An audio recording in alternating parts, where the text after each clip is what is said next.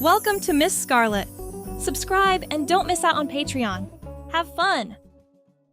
Eric adjusted his tie in the mirror of his small apartment bathroom, the morning light filtering through the frosted window and casting a soft glow on his brown hair, which he kept neatly combed back.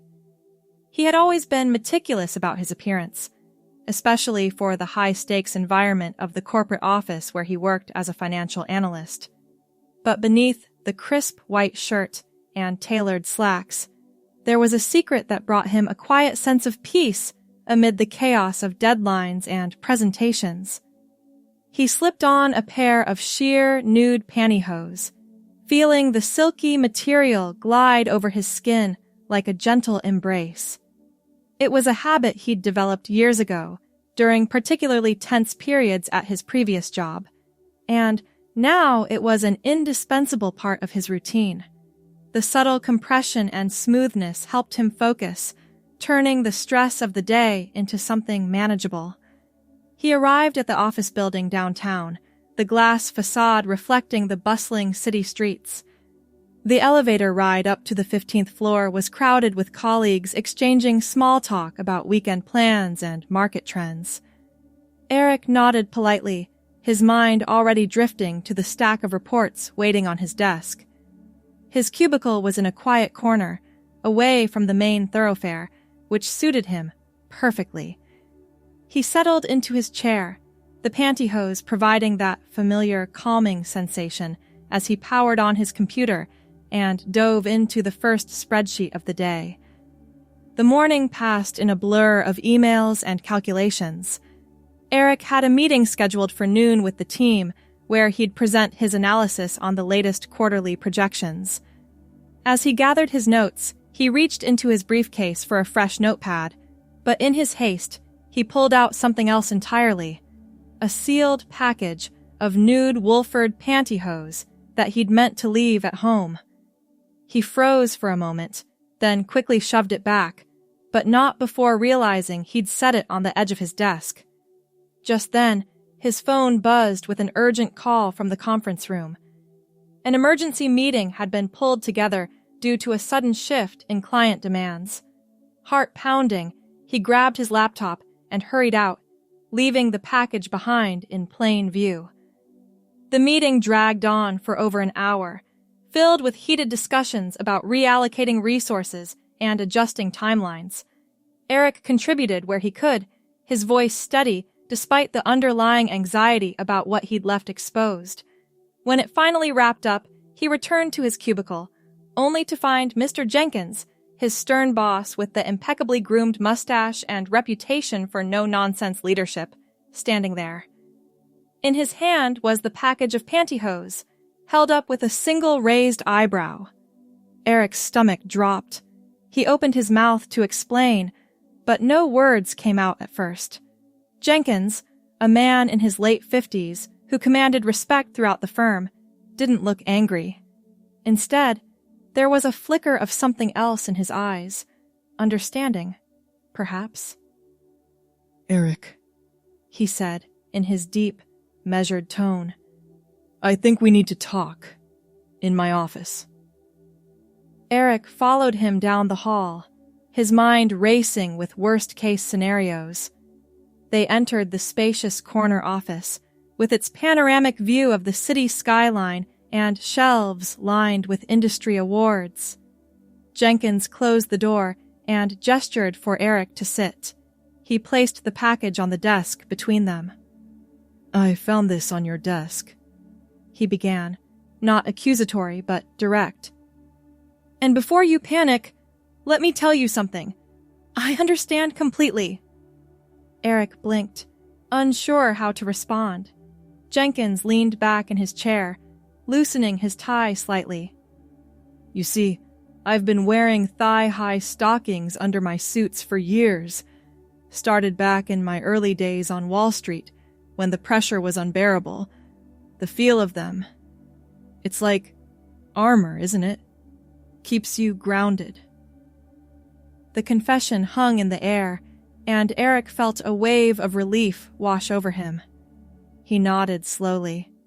"Yes, exactly. The Pantyhose. They help me stay calm during meetings. I never thought anyone would find out." Jenkins smiled faintly, a rare expression for him. "Secrets like this can be isolating, but now you know you're not alone. Let's keep this between us, shall we? And if you ever want to talk about it, my door is open." That conversation marked the beginning of an unexpected bond. Over the next few weeks, Eric found himself lingering after meetings to chat with Mr. Jenkins about more than just work. They discussed the subtle ways their hidden attire influenced their confidence, sharing recommendations on brands and styles that were discreet yet comfortable. Jenkins even lent Eric a pair of his thigh highs one day when Eric mentioned running low on supplies, and the gesture felt like a bridge between them.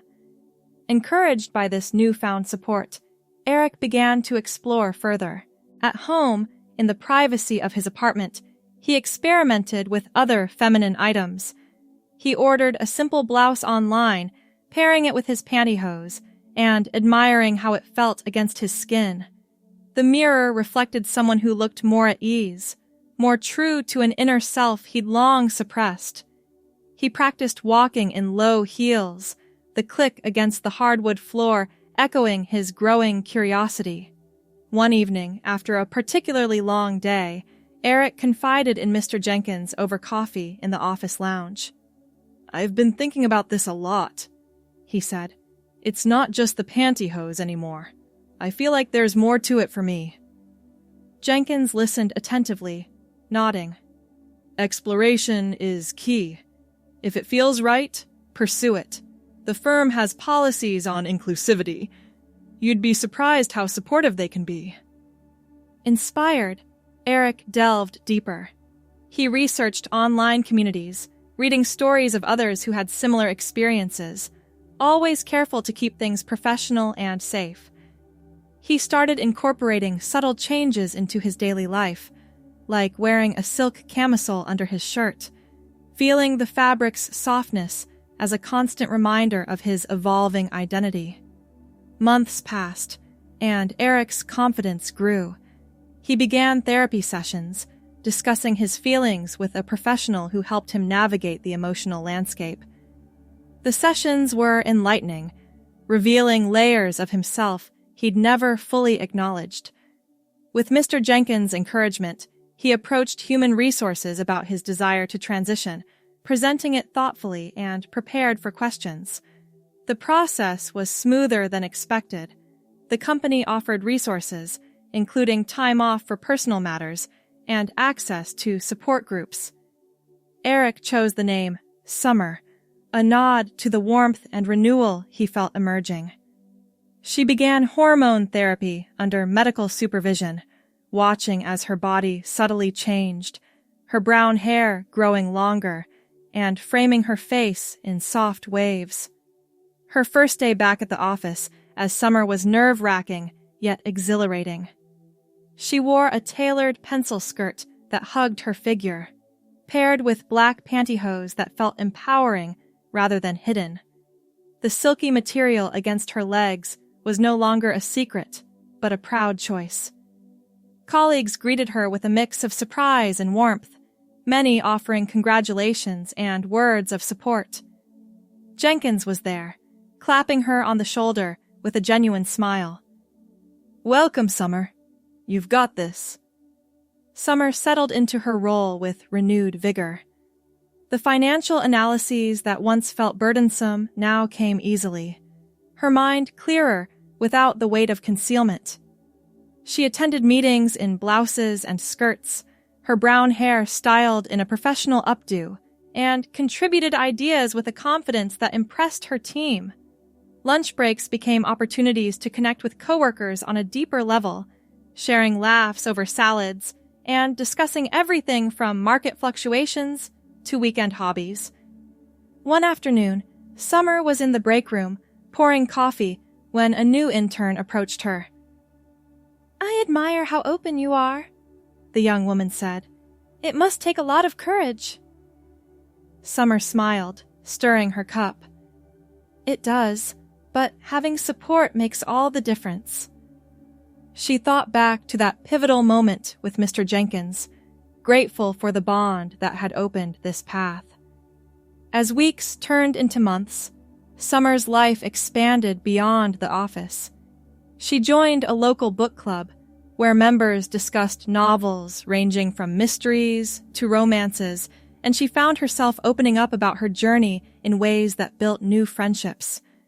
Evenings at home were spent experimenting with makeup, perfecting a natural look that enhanced her features without overwhelming them. Her brown hair, now shoulder length, became a canvas for subtle styles, sometimes pinned back with clips, other times left loose to cascade gently. At work, projects piled up, but Summer thrived. She led a team on a major client pitch, her presentations polished and persuasive. Jenkins often pulled her aside for mentorship sessions, sharing insights from his decades in the industry while subtly reinforcing their shared understanding. "Remember," he'd say, "authenticity is your greatest asset." One rainy Friday, Summer stayed late to finalize a report. The office was quiet, the hum of fluorescent lights the only sound. She stretched in her chair, feeling the familiar glide of her black pantyhose as she crossed her legs. Glancing at the clock, she decided to call it a night, packing her bag and heading to the elevator. The doors opened to reveal Mr. Jenkins, looking weary but pleased. "Burning the midnight oil?" he asked. "Just wrapping up," Summer replied. They rode down together, chatting about the upcoming weekend. As they stepped into the lobby, Mr. Jenkins paused. "You've come so far, Summer. I'm proud of you." She felt a warmth in her chest. "I couldn't have done it without you." Outside, the rain had slowed to a drizzle, and Summer opened her umbrella, stepping into the evening with a sense of fulfillment. The following Monday brought a new challenge. A high-profile client visited the office, and Summer was tasked with leading the tour and presentation. She prepared meticulously, choosing a sharp blazer over her pencil skirt, her black pantyhose adding that touch of poise. The client, a sharp-dressed executive named Ms. Harlan, arrived promptly, shaking hands with the team. As they walked through the departments, Ms. Harlan asked pointed questions about the firm's diversity initiatives. Summer answered confidently, drawing from her own experiences. "We've made strides in creating an inclusive environment," she said, "which directly impacts our innovation and employee satisfaction." Harlan nodded approvingly. "Impressive. Personal stories like yours make it real." The meeting concluded successfully, with hints of a potential partnership. Summer returned to her desk, energized, typing up notes from the discussion. In the ensuing days, Summer's role expanded. She was invited to speak at an internal seminar on workplace authenticity, sharing her story in broad strokes that inspired others. Colleagues approached her afterward, some confiding their own hidden struggles, fostering a more open office culture. Evenings brought personal growth. Summer took up yoga classes at a nearby studio, the stretching poses in her leggings and top helping her connect with her body in new ways. Her brown hair, tied back in a ponytail, swayed with each movement, a reminder of her ongoing transformation. One weekend, she decided to redecorate her apartment, choosing soft pastels and feminine touches that reflected her identity. She hung new curtains, arranged fresh flowers on the table, and even invested in a vanity for her makeup routine.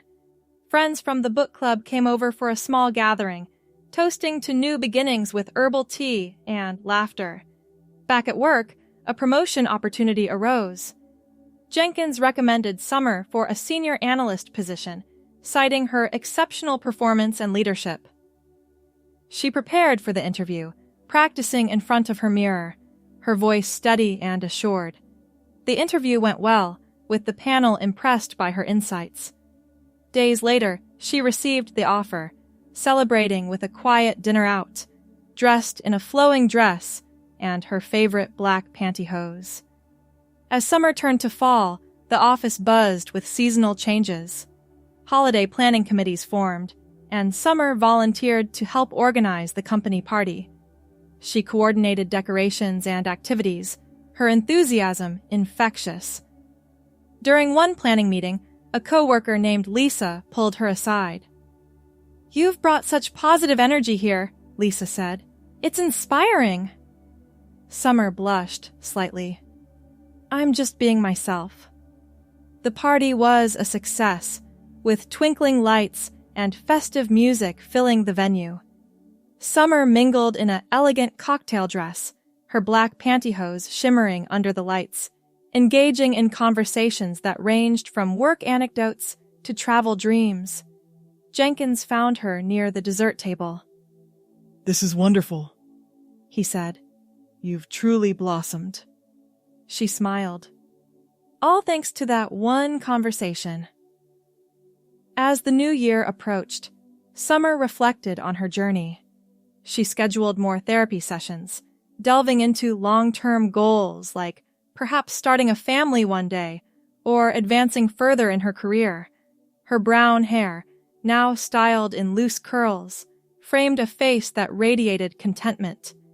One crisp morning, she arrived at the office to find an email from HR about a company-wide retreat. Excited, she began packing, choosing outfits that blended professionalism with her personal style, skirts, blouses, and always her black pantyhose. The retreat was held at a lakeside resort, with team-building exercises and workshops. Summer participated fully, kayaking on the water in activewear that allowed her freedom of movement, her hair tied back against the wind.